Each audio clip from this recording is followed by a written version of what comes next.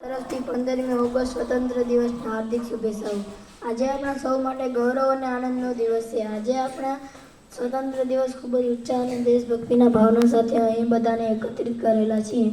15મી August 1947ના રોજ આપણો ભારત દેશ બ્રિટિશ શાસનમાંથી સ્વતંત્ર થયો। આઝાદી આપણને સરળ મેળવવા માટે મહાત્મા ગાંધી, સરદાર વલ્લભભાઈ પટેલ, સુભાષચંદ્ર બોઝ, ચંદ્રશેખર આઝાદ, અસંખ્ય વીર સપૂતોએ પોતાનું યોગદાન આપ્યું છે।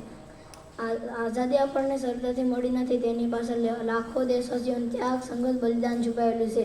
તેથી સ્વતંત્ર દિવસ માત્ર ઉજવણીનો દિવસ નથી, આપણા સ્વતંત્ર સેનાનીઓને યાદ કરવાનો અને તેમના ભારતના સપનાનું નિર્માણ કરવાનો દિવસ છે।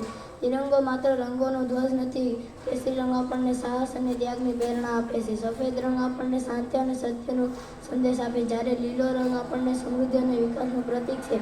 તિરંગાની મધ્યમાં રહેલું અશોક ચક્ર આપણને સતત આગળ વધવાનો સંદેશ આપે છે।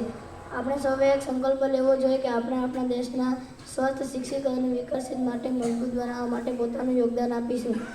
આપણા દેશના કાયદાનું પાલન કરીશું, પર્યાવરણનું રક્ષણ કરીશું, એકબીજાનું સન્માન રાખીશું। જય ભારત।